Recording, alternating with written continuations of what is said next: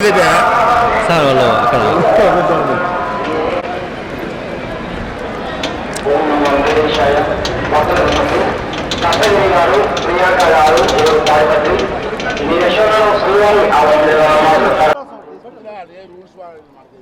Sir photos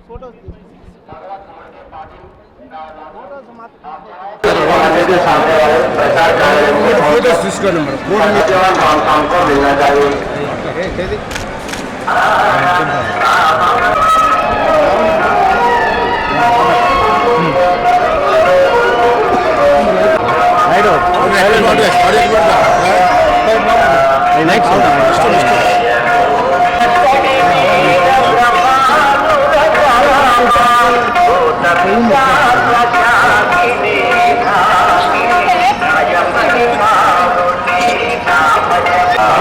మళ్ళా వస్తాను.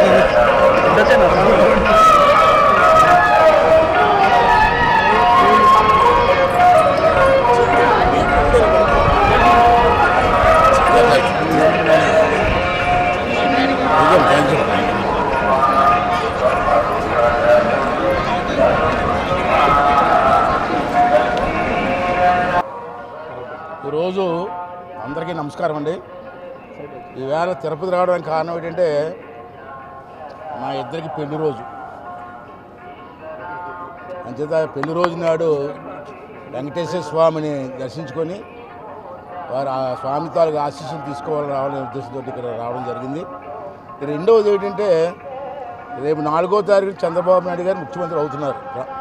దాంట్లో అనుమానం లేదు, మీకు ఏం డౌట్ అవసరం లేదు. టీవీ9 కూడా అనుమానం అవసరం లేదు. డెఫినెట్గా అవుతున్నారు. ప్రమాణ స్వీకారం చేస్తారు కంపల్సరీ ముఖ్యమంత్రిగా. అంచేది ఎలాగే వచ్చాం కదా స్వామి కానీ ఒకటే కోరుకున్నాను నేను. గత ప్రభుత్వంలో పేరేందిలేండి అందరికీ తెలిసిందే, రాష్ట్రం సర్వనాశనం అయిపోయింది. అన్ని వర్గాల వారు కూడా నాశనం అయిపోయారు. రాష్ట్రం అభివృద్ధి అంతా కుంటుపడిపోయింది. అంచేత స్వామి గారిని ఏం కోరుకున్నానంటే చంద్రబాబు నాయుడు గారు ఎలాగ ముఖ్యమంత్రి అవుతారు, ఈ వయసులో అతనికి ఆరోగ్యాన్ని మీ ఆశీర్వాదాన్ని ఇచ్చి ఒక మనస్థైర్యాన్ని ఇచ్చి ఈ రాష్ట్రాన్ని అభివృద్ధి చేసే ధైర్యాన్ని శక్తిని ఇవ్వాలని చెప్పి ఆ స్వామివారిని మనస్ఫూర్తిగా కోరుకోవడం జరిగింది.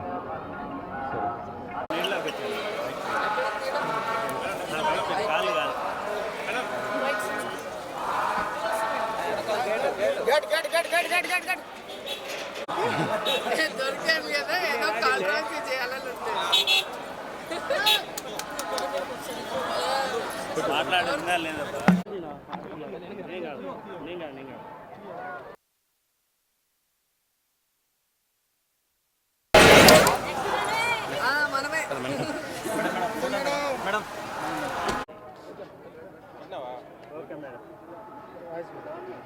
సో ఎప్పట్లాగే మన కలియుగ దైవం వెంకటేశ్వర స్వామి దర్శనం చేసుకొని ఆశీస్సులు తీసుకొని వెళ్తున్నాను. అండ్ ఈరోజు అందరూ కూడా రావటం మీరు అందరూ గమనిస్తున్నారు. అండ్ June 4th రిజల్ట్స్ వస్తున్నాయి కాబట్టి ప్రజలు మీడియా అంతా కూడా చాలా ఆతృతగా ఎదురు చూస్తుంది. ఎవరికి కావాల్సిన స్టోరీలు వాళ్ళు వండుతున్నారు అనేది మనం గమనిస్తూనే ఉన్నాం. నిన్ననే ఎగ్జిట్ పోల్స్ కూడా రావటం జరిగింది. ఎవరు ఏం ఎగ్జిట్ పోల్స్ ఇచ్చినా ఎక్కడ ఏం డిస్కస్ చేసినా ఫైనల్గా జరిగేది second time Jagananna CM.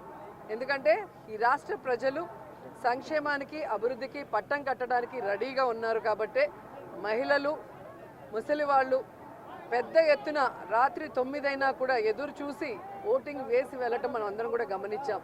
So మనకి స్వాతంత్రం వచ్చిన తర్వాత ఇంత పెద్ద ఎత్తున సంక్షేమాన్ని అభివృద్ధిని ప్రజల కోసం అందించిన ఏకైక ముఖ్యమంత్రి జగన్మోహన్ రెడ్డి గారు.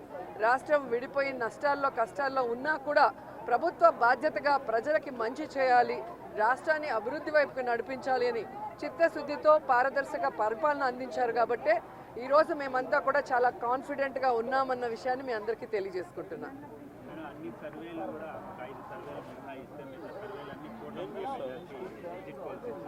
ఈరోజు కూటమి కొత్తగా పెట్టుకున్న కూటమి కాదు, ఆల్రెడీ 2014లో పెట్టుకుంది. అప్పుడైతే కొత్త కాంబినేషన్ కాబట్టి ప్రజలు ఎక్స్పెక్ట్ చేసి ఓట్లు వేశారు. కానీ 2014లో అక్కడ ఇక్కడ 2 చోట్ల కూడా కూటమి అధికారంలోకి వచ్చినా కూడా ఈ రాష్ట్రాన్ని సర్వనాశనం చేసింది కానీ ఈ రాష్ట్రానికి ఇవ్వాల్సినది ఏమీ ఇవ్వలేదు, ఏమీ అభివృద్ధి చేయలేదు అన్నది ఈ రాష్ట్ర ప్రజలు గమనించారు. కాబట్టే ఈరోజు ఆ కూటమికి క్రేజ్ లేదు అనేది మీకు తెలుసు, మాకు తెలుసు.